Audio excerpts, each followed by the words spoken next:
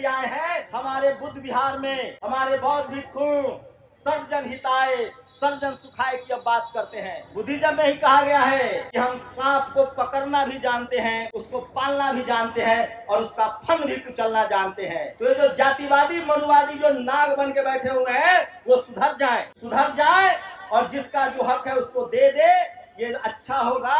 और अगर ये सरकार नहीं मानी तो वोट के चोट से हम उसको सबक भी सिखाएंगे। जब बुद्ध थे तो लोग दुनिया के देश हमारे सामने सिर झुकाते थे। अगर आज भी बुद्ध में भारत हो जाए तो भारत की तरफ कोई आंख उठाकर नहीं देख सकता है। ये तो मुट्ठी भर पाखंडी जातिवादी और मनुवादियों ने इस देश के लोकतंत्र के दम पर हमें झूठ फैलाकर, टीवी अखबार के जरिए प्रोपेगेंडा फैलाकर तमाम बहुजन नेताओं को बदनाम करके कब्जा कर लिया है। और इसीलिए आज दुश्मन देश के जो आतंकी हैं वो हमारी तरफ आंख उठा के देख रहे हैं। और आज हमारा देश और मजबूत होगा जब इस देश का हर नागरिक बुद्ध के विचार पर चलेगा, धम्म के विचार पर चलेगा और ज्ञान विज्ञान से हमारा देश मजबूत होगा।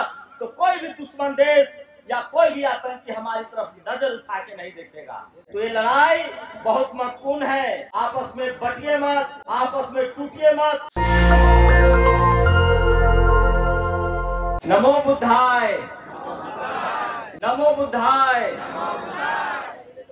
आप सब लोगों को आज बुद्ध पूर्णिमा की बधाई और नमो बुद्धाय। आप सब जानते हैं कि आज वो दिन है जब इस दुनिया में एक ज्ञान के केंद्र मिले, तथागत बुद्ध का जन्म हुआ। आज ही के दिन उनको शिक्षा मिली और आज ही के दिन उनको परिनिर्वाण यानी मुक्ति मिली।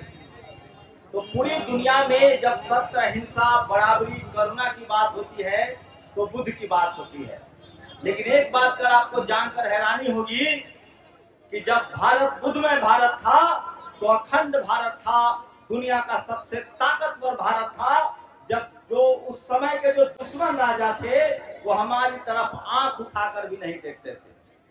मैं दावे के साथ कह सकता हूं कि अगर आज भी भारत बुद्ध में भारत हो जाए, जो बाबा साहब ने 1956 में सपना देखा है, अगर बुद्ध में भारत हो जाए तो ये जो आतंकवादी भारत की तरफ देखते हैं आंख उठाकर, वो भी नहीं देखेंगे और वो डर के मारे भाग जाएंगे। आप सोचिए कि आज जो हमारा देश लगातार आतंकवादी हमले झेल रहा है वो क्यों पीछे है? आज अमेरिका हमारे देश में मध्यस्थता कर रहा है। मैंने जब आपको कहा कि बुद्ध में भारत होगा, अगर आज भी बुद्ध में भारत हो जाए तो भारत की तरफ कोई आंख उठाकर नहीं देख सकता है। उसके पीछे की वजह बता रहा हूं मैं आपको। तथागत बुद्ध ने कहा है कि ज्ञान और विज्ञान से दुनिया चलती है। आज युद्ध तलवारों से नहीं होता है। आपने देखा अभी हमारी सेना ने जो मुंहतोड़ जवाब दिया वो लड़ाई जहाज से हुई और मिसाइल से हुई। और जहाज और मिसाइल कैसे बनता है? विज्ञान से बनता है और ज्ञान से बनता है। और बुद्ध क्या कहते थे कि हमें ज्ञान विज्ञान पर काम करना है। तो सोचिए आज भारत में लोग गरीब हैं, भारत की आर्थिक स्थिति खराब है, आज लोग में भाईचारा नहीं है, आपस में जाति और धर्म के नाम पर जो नफरत है वो सब इसीलिए हुआ क्योंकि भारत से बुद्ध की जो सोच थी, बुद्ध के जो विचार थे उसको बाहर कर दिया गया। वो तो शुक्र मनाइए 1956 में बाबा साहेब ने फिर से अपने इतिहास को जाना, सम्राट अशोक के इतिहास को जाना, खनानंद के इतिहास को जाना और उसके बाद चंद्रगुप्त मौर्य के इतिहास को जाना, पढ़ा लिखा और उन्होंने फिर से भारत के संविधान में बुद्ध में भारत की कल्पना की और भाईचारा को बनाया, जाति और धर्म के नफरत को खत्म किया। और तब जाके आज 75 साल बाद फिर भारत उस जगह खड़ा है जब कोई दुश्मन हमारी तरफ देखता है तो हमारी देश की सेना उसको करारा जवाब देती है। मैं फिर कह रहा हूं, आप लोग समझिए इस बात को। आज जो भारत में अंधविश्वास है, कर्मकांड है, आज जो हमारे ज्ञान विज्ञान था भारत में उसको खत्म किया गया। किनके द्वारा? इन पाखंडियों के द्वारा। इन जातिवादियों के द्वारा, इन मनुवादियों के द्वारा। और मनुवादी, जातिवादी और पाखंडी कोई भी हो सकता है जो अंधविश्वास फैलाए, जो जातिवाद करे और जो लोगों को जाति और धर्म में बांटे।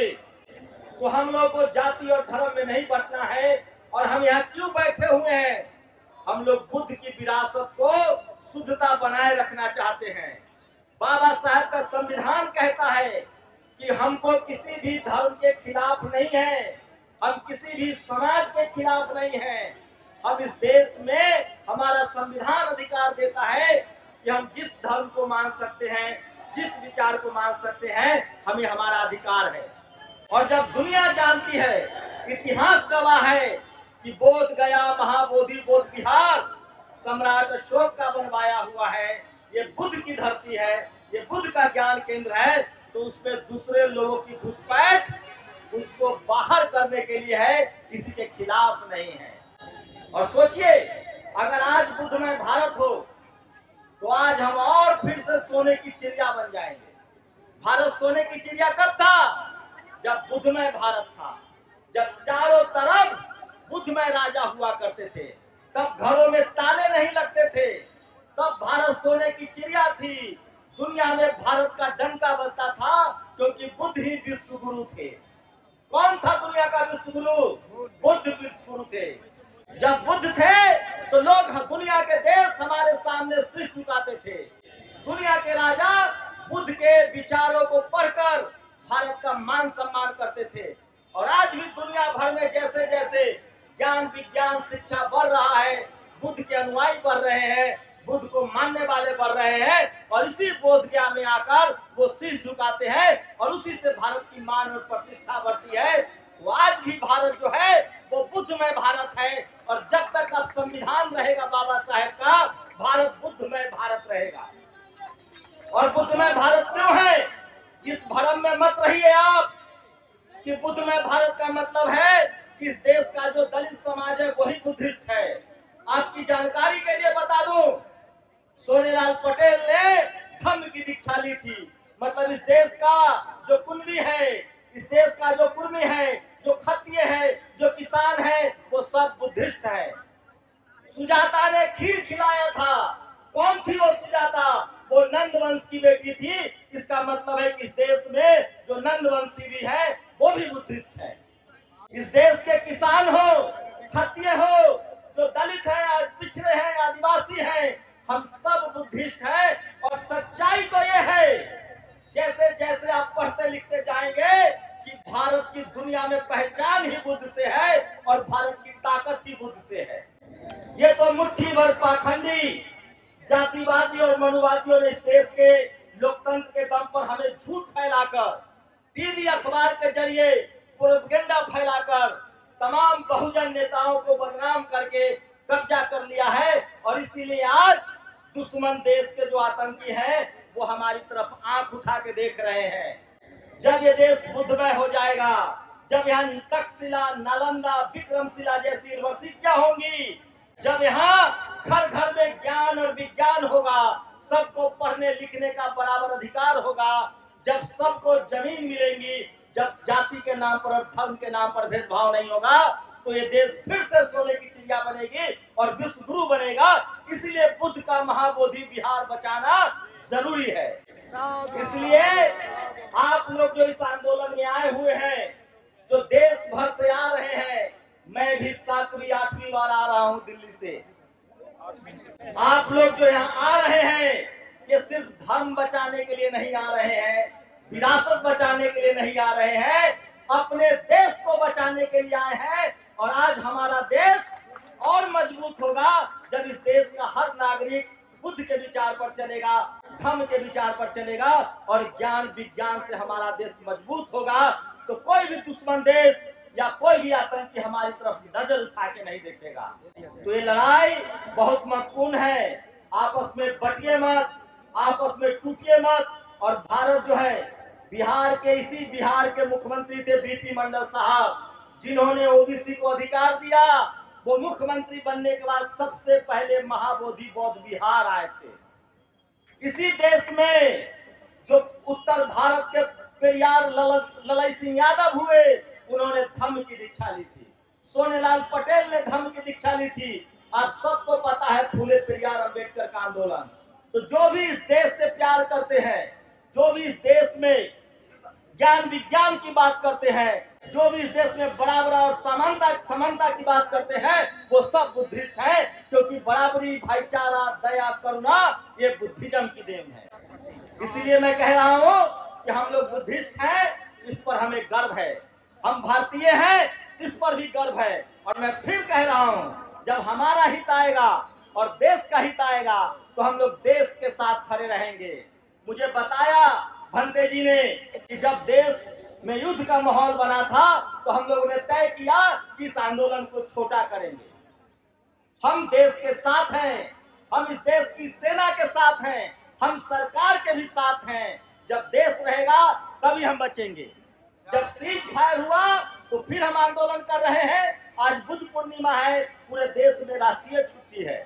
बस ये मैं जानता हूँ मुट्ठी भर मनुवादी और जातिवादी लोगों का ये षड्यंत्र है। और आप लोग जिस शांति से संविधान के दम पर और संविधान के सहारे यहाँ बैठे हुए हैं, चंद दिनों में, कुछ दिनों में ही आपका महाबोधि बुद्ध विहार फिर से पवित्र होगा और वहाँ आपको मुक्ति मिलेगी और वो आपके हाथों में सौंप दिया जाएगा। मैं फिर कह रहा हूँ, भगवान बुद्ध का संबंध, महाबोधि बौद्ध विहार का संबंध, सम्राट अशोक का संबंध हो, ये सब संबंध इस देश को मजबूत बनाने के लिए है, अखंड बनाने के लिए है, भाईचारा बढ़ाने के लिए है और सबके बीच अपनापन हो, अच्छे रिश्ते हो। हम लोग बराबरी चाहते हैं, समानता चाहते हैं। और मैं फिर कह रहा हूँ, इस देश को तभी मजबूती मिलेगी जब इस देश का संविधान पूरी तरह से लागू रहेगा, इस देश में बुद्ध के विचारों को जगह मिलेगी और जो बुद्ध के अनुयायी है, जब वो इस देश के सत्ता में आएंगे तो ये देश फिर से सोने की चिड़िया बनेगी। और इसके लिए जरूरी है कि इस देश में जितने महाबोधि विहार हैं, जितने बुद्ध स्थल है, उनको बचाया जाए। और सबसे बड़ी बात, हम लोग महाबोधि बुद्ध विहार को इसलिए बचा रहे हैं ताकि हमारा ज्ञान विज्ञान और दुनिया में जो हमारी पहचान है बुद्ध विहार से, बुद्ध से, वो हमारी बची रहे, उसकी पवित्रता बची रहे। इसलिए हम लोग जो काम कर रहे हैं वो राष्ट्रवाद का काम है, देश को बनाने का काम है, इस देश के लोगों को मजबूत बनाने का काम है। हम लोग अपने पेट के लिए नहीं बैठे हैं यहाँ, चंदा के लिए नहीं बैठे हैं यहाँ। हमारे बुद्ध विहार में हमारे बौद्ध भिक्षु सर्वजन हिताय सर्वजन सुखाय की अब बात करते हैं, बहुजन हिताय बहुजन सुखाय की बात करते हैं, दुनिया के प्रसन्नता की बात करते हैं। लेकिन मैं फिर कह रहा हूँ, बुद्धिज्म में ही कहा गया है कि हम सांप को पकड़ना भी जानते हैं, उसको पालना भी जानते हैं और उसका फन भी कुचलना जानते हैं। तो ये जो जातिवादी मनुवादी जो नाग बन के बैठे हुए हैं, वो सुधर जाए और जिसका जो हक है उसको दे दे, ये अच्छा होगा। नहीं तो इस देश के जो धर्म के अनुयायी हैं, जो संविधान मानने वाले लोग हैं, इस देश के जो लोग हैं जिनको जातिवाद और मनुवाद ने बहुत पीछे धकेल दिया है, वो फिर से खड़ा होंगे और इस देश को भी मजबूत बनाएंगे, धर्म की भी रक्षा करेंगे और बुद्ध के विचारों की भी रक्षा होगी। मैं फिर कह रहा हूँ, बुद्ध का विचार दया, करुणा, बराबरी और भाईचारा से है। बाबा साहब अम्बेडकर ने बुद्ध के विचारों को, सम्राट अशोक के विचारों को, चंद्रगुप्त मौर्य के विचारों को संविधान का रूप दिया है। हमारा संविधान भी धार्मिक बराबरी की बात करता है, हमारा संविधान भी लिंग, महिला और पुरुष में बराबरी की बात करता है। और जो हमारा फंडामेंटल राइट्स है, धर्म की बराबरी, धर्म हमारा विचार है, हमारी आस्था है और हमारी आस्था के साथ खिलवाड़ नहीं होना चाहिए। हमारे बुद्ध विहार को मुक्त किया जाए, तब तक ये आंदोलन शांतिपूर्वक तरीके से चलता रहेगा। और अगर ये सरकार नहीं मानी तो वोट के चोट से हम उसको सबक भी सिखाएंगे। तो बोलिए नमो बुद्धाय, नमो बुद्धाय। भगवान बुद्ध की करुणा हो, भगवान बुद्ध की करुणा हो। जय भारत, जय भारत, जय संविधान, जय संविधान। नमो बुद्धाय। नेशनल दस्तक की आपसे गुजारिश है कि अगर इसको बचाना चाहते हैं तो नेशनल दस्तक को सब्सक्राइब करने के लिए रेड कलर के सब्सक्राइब बटन को दबाएं, फिर बेल आइकन की घंटी दबाएं। नेशनल दस्तक को बचाने के लिए बहुत जरूरी है कि हर खबर को शेयर करें, लाइक करें, कमेंट जरूर करें।